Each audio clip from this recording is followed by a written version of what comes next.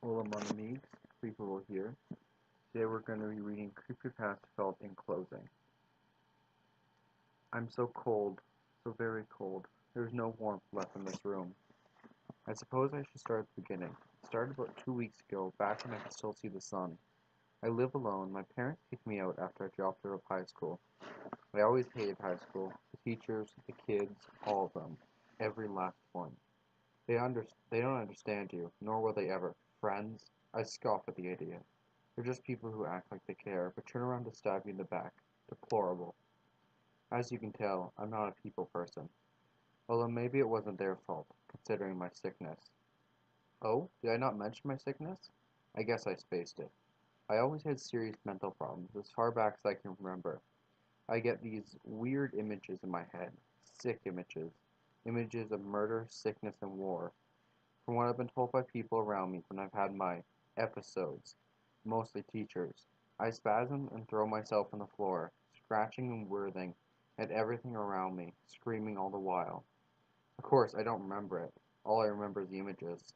I doubt I will ever get any of them out of my mind.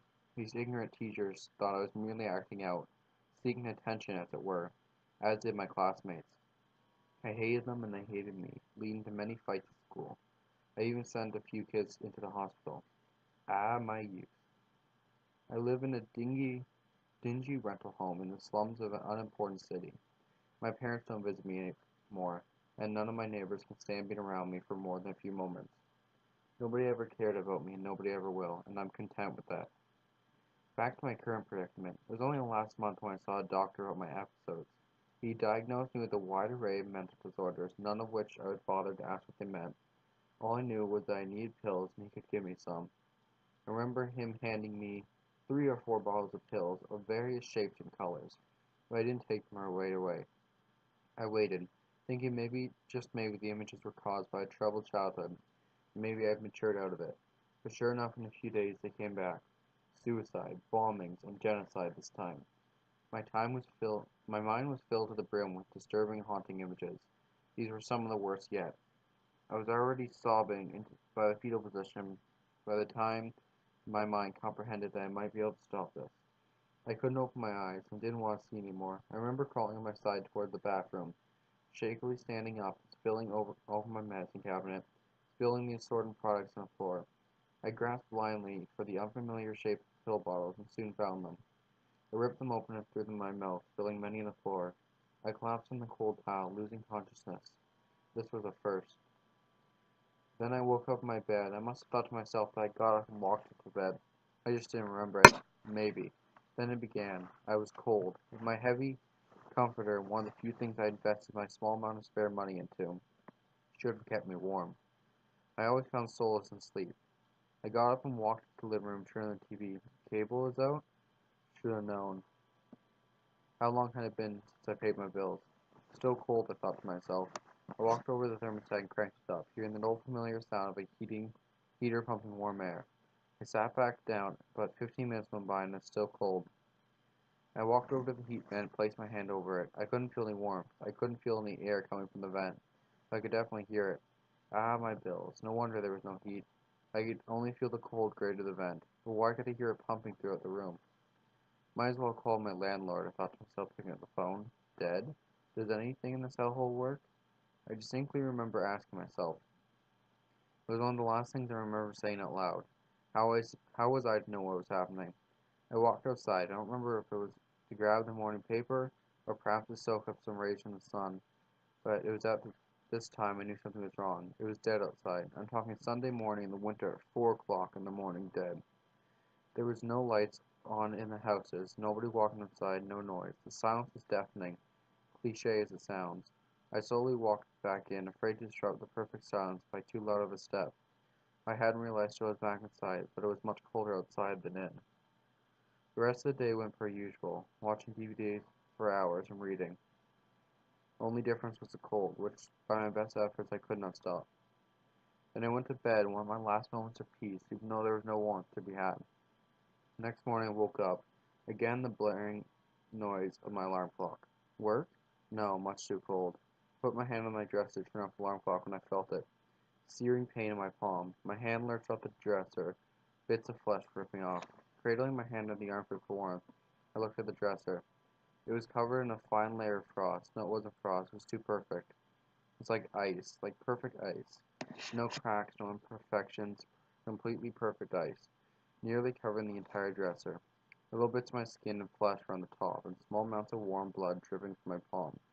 The warmth made me shiver. I had been so used to the cold in my house. Obviously, I was disturbed. I don't remember spilling a glass of water. No, definitely I hadn't.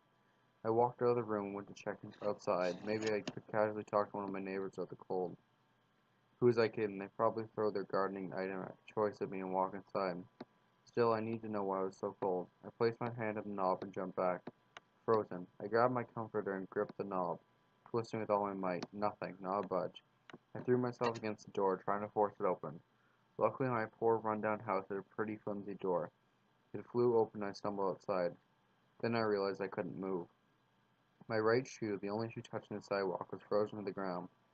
I hear the sound of the ice forming the outline of my footprint along the ground. Alarmed, I pulled with all my might, barely ripped my foot free, and fell back inside.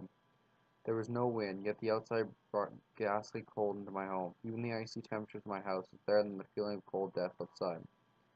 I stood up and slammed the door shut, leaving my shoe. That was the last time I ever went outside. Since then, every day had been a constant torment. The cold, my God, it's unbearable. Every little bit more of my home is covered with the perfect ice. Less and less of my few commodities can I use. My bed froze solid 2 days ago. I resorted to sleeping in a corner of my living room, but soon that wore thin, as my TV, couch, and walls were covered in ice. I didn't eat for the first few days, terrified. Soon, though, I realized I need nourishment. I ran to my fridge. I opened and felt like a complete moron. How could any of my food be edible? A fridge storing food at cold temperatures in a home well below 0 degrees? Smart. The food, fruit, meats, cheese, about all I had left were covered in at least an inch of that clear, perfect ice, almost like glass containers. I would spend hours chipping away at it and stuffing the remains in my mouth, hoping I could survive just a little longer on the scraps.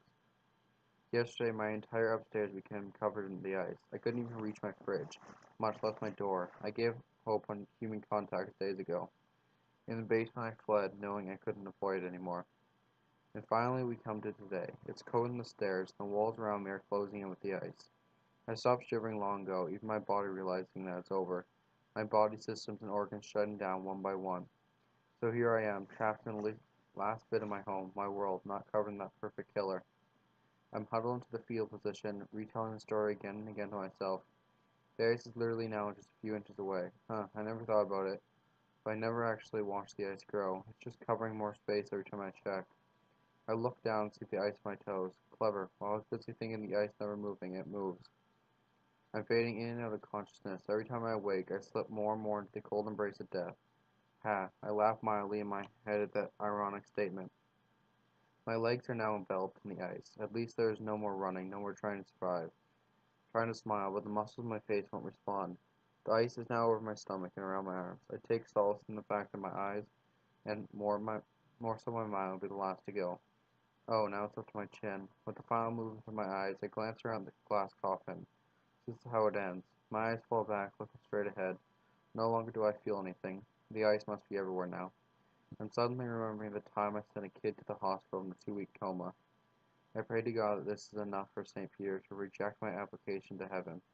I hear hell is so much warmer. That was a creepypasta called Enclosing. Leave a like if you enjoyed and subscribe if you're new. Thanks for watching and have a slightly more creepy day.